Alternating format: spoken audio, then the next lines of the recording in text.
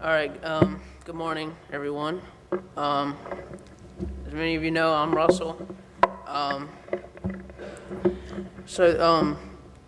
the reason I'm up here this morning is I'm going to try my best to give everyone in this room hope.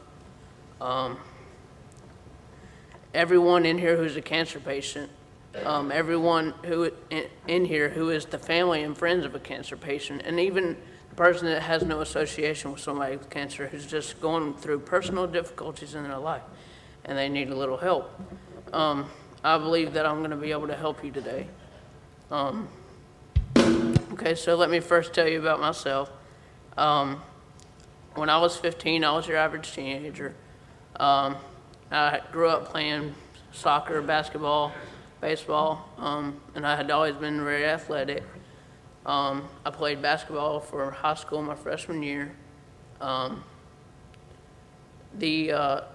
a week and a half before my sophomore year started, we went up to the pediatrician because I had been having migraine headaches all summer. So we took blood tests, all that came back regular. And then the doctor sent us for a CT scan just to make sure everything was okay. And so when the doctor came back, he took my dad out of the room and talked to him for a few minutes. And when my dad came back in, he said we had to go over to this main hospital to get an MRI, which is a more accurate scan. And so after doing all kinds of stuff like that, we found out that I had cancer. I had a brain tumor, first of all, and then I had multiple tumors scattered all down my spine. So we went into the hospital. They admitted me, and we saw a surgeon, and he told us that we needed to act as quickly as possible to make some progress because this cancer was killing me, basically. So 6 days later, I was on an operating table for brain surgery. When I woke up from the brain surgery, I couldn't sit up on my own. I couldn't talk. I couldn't feed myself. I couldn't walk. And as you can see, I've made progress. I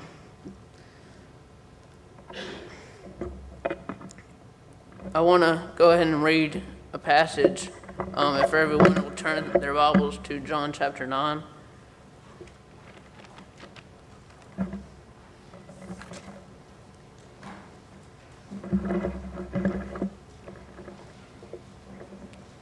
I'm going to be reading from verses 1 through 3.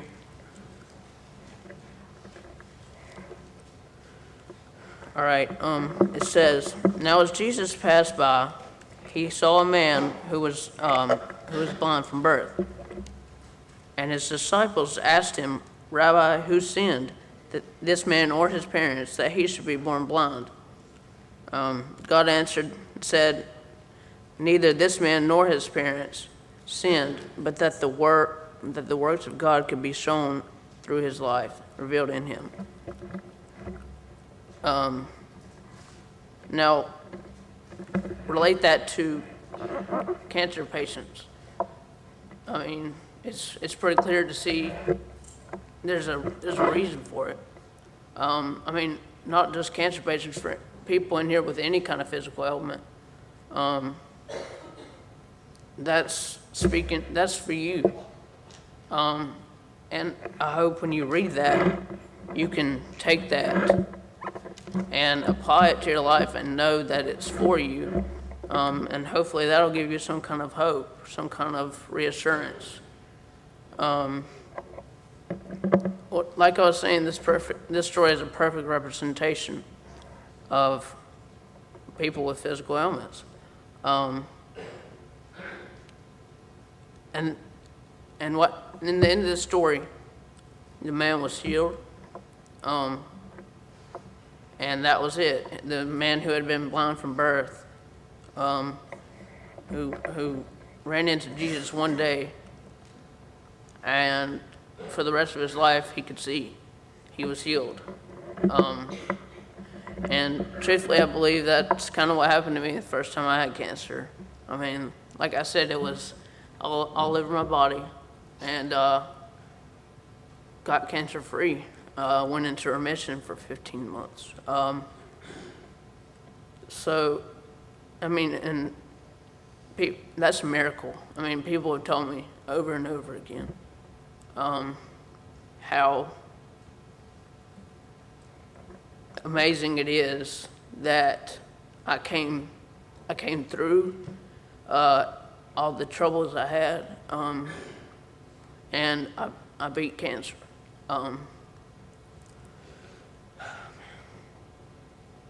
So let me first say I've seen the goodness of God through everything He's brought me through so far.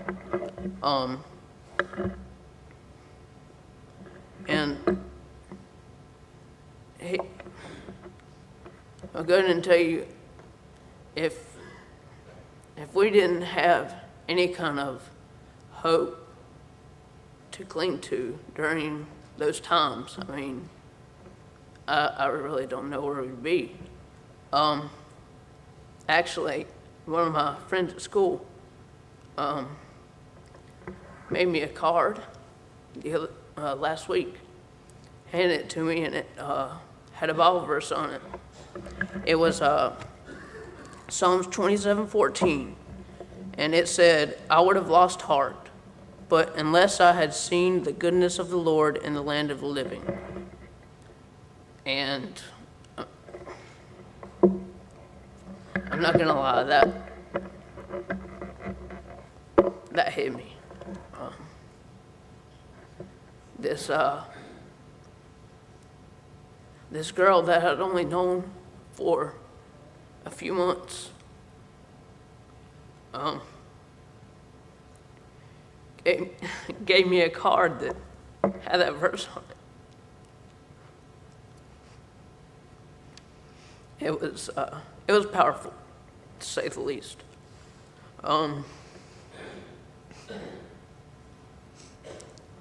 And that's one of the verses that, okay, let me first tell you, the Thursday before last, we were told, that I have cancer again. And I'm gonna go ahead and tell you that's a verse that I need to cling to.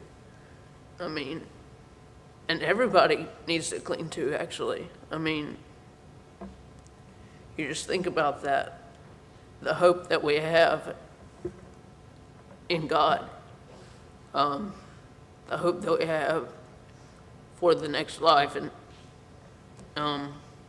the assurance we can have through Jesus Christ.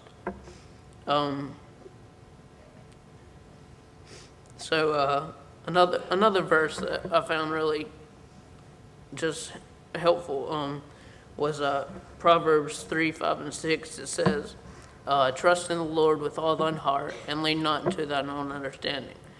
In all your ways acknowledge Him, and He shall direct thy path." Once again, you can see how that could be related to my life. I mean, you can see how it would be related to each of your individual lives, and how it could be applied to everyone in this room together. So that's another verse I thought was very helpful. Here's another one. Proverbs 16:2 says, "Commit to the Lord whatever you do, and your plans will succeed." When I was sick the first time, one of my neighbors gave me a plaque and that had that verse on it, and it's sitting in my room. And so I was working on getting all these verses together, and I looked over at it, and I figured I'd use it. Again, clear message: commit to the Lord whatever you do, and your plans will succeed. That's not if your plans might succeed. It's possible that they'll succeed. It's they will. And that all comes through trust in Jesus Christ. You, let me figure out how to say this. You need to trust the Lord. I mean, you can't have trust the Lord and expect everything to go perfect to plan, just like you pray, and it just happens. Things happen, and everything happens for a reason. We know that. And so, like that other verse, like the passage I read, so that the glory of the Lord could be shown in his life. You encounter a problem, and that right there is your reason. It's as simple as that, guys. In closing, let me say, I offer all of you this advice: stay strong and cling to the hope you have in Jesus Christ. One last verse. When we found out I had cancer again, we were in the car riding home listening to a Christian radio station. And a verse came over the radio, and I heard it, and it made me stop and think. And so I asked my mom, what's that verse? And so we went home and figured it out. And just let me read this to you.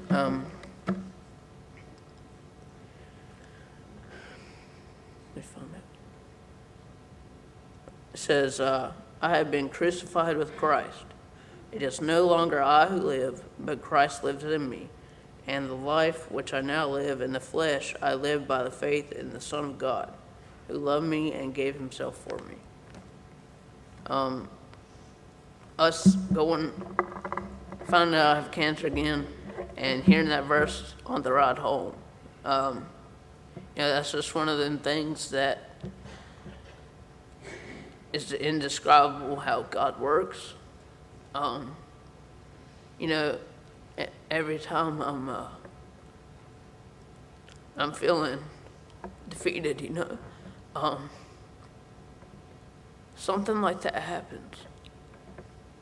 And, I can't explain it, and I don't need to explain it, because I know what it is, where it came from, and what it's for. So just apply that to your lives whenever you're feeling down. Cling to the hope you have in Jesus Christ. He'll bring you through. Cling to your family, cling to your friends. Love as much as you can while you can. And just do everything you can for the Lord.